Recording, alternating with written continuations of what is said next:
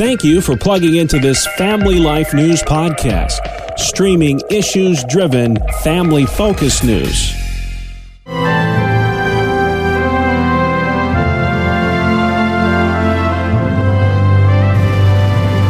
This is Faith Under Fire. Each Thursday on Family Life, we give voice to religious battlegrounds in this nation. I'm your host, Tracy Lynn. Today, we talk to several people about taking our thoughts from grumbling to grateful. Is the glass half full or half empty in your life?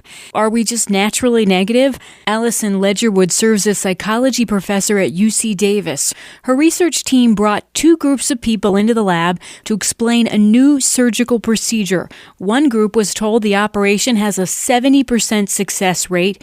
For the second group, the surgery was framed as having a 30% failure rate. The procedure and other details were exactly the same. No surprise, folks in the first group were pleased with the surgery, while those in the second group were not. Next, researchers told the first group they could also think of the procedure as having a 30% failure rate, and people no longer liked it. When Group 2 was told about a 70% success rate, people did not change their mind. They chose to focus on the negative outcome. Chris Durham serves as pastor at Bradford Baptist Church in Bradford, New York. I have a Thompson Chain Reference Bible. It has different topics. And the first thing under thoughts that came up were God's thoughts toward us. He thinks about us in Psalm 40, verses 5 and 17. We don't often focus or think about how much God thinks about us. Maybe you do think about those things. If you are, then you're probably in a very small group of minority people. And I think many people who don't really know the Lord have been taught about a stern God who's probably thinking negative things if he's thinking about them at all. Yeah, he's going to hit the zap button. He's the big cop in the sky ready to crack me over the head as soon as I do something wrong. Wham. And even in Psalm 139 and verse 17, it talks about our needs, that how lowly we are, and yet God still thinks about us. To think that the God that created the universe and everything that we see and all that there is thinks about me. In the grand scheme of things, I'm just one of a billion people in this hemisphere, and yet God knows me by name. He's numbered the hairs on my head. Wow. It talks about him understanding our ways and knows the thoughts and intents of our heart. Pastor Nate Hackett with Hope Church in Painted Post spoke about thoughts in a recent sermon on Matthew 22. When they were questioning Jesus, Jesus responded, "You shall love the Lord your God with all your heart, all your soul, and all your mind." Here's the peculiar part. Your soul is your mind, will, and emotions. He said, you shall love the Lord with all your soul. So Jesus is saying, love the Lord with all your mind and with all your mind. Jesus said, love me with your mind twice, because your mind has two basic functions. Your mind evokes memories, and your mind envisions the future. All the time you're going to find yourselves in one of two fields: evoking memories and dealing with what's in front of you, or envisioning the future and creating what's in front of you. We certainly have a choice to grumble or focus on gratitude.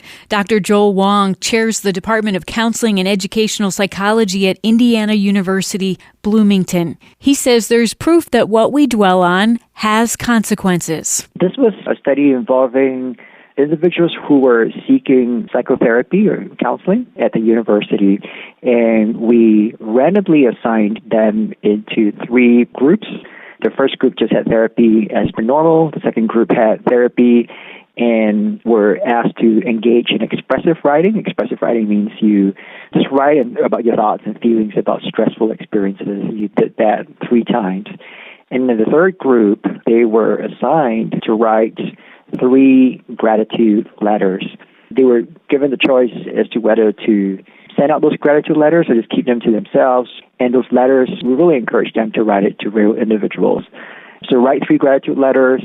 All the participants were getting psychotherapy throughout the whole process. And what we found was that the group that was engaged in writing gratitude letters had an extra boost in terms of their mental health.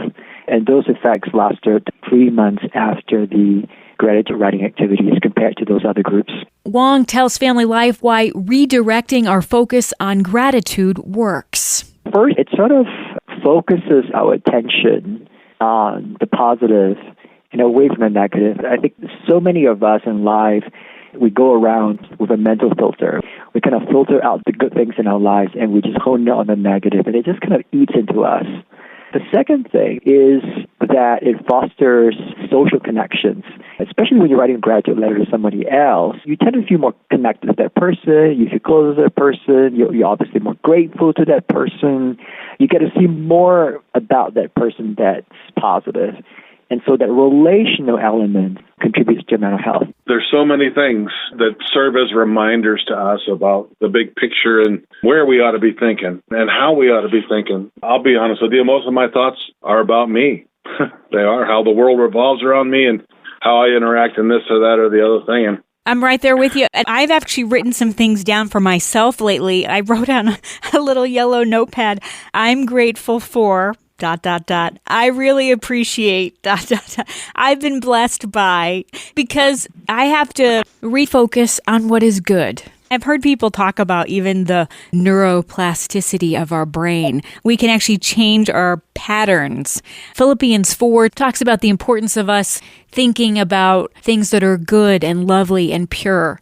Joel Wong insists evidence shows dwelling on what is good actually reduces your negative emotions. We tested a whole bunch of different mechanisms, and the one that really explained why the gratitude outperformed the other group was that they used fewer negative emotion words in their gratitude letter writing compared to the other group that was writing about their stressful experiences. Thank you to several guests today, helping us go from grumbling to grateful. I'm Tracy Lynn, Family Life News.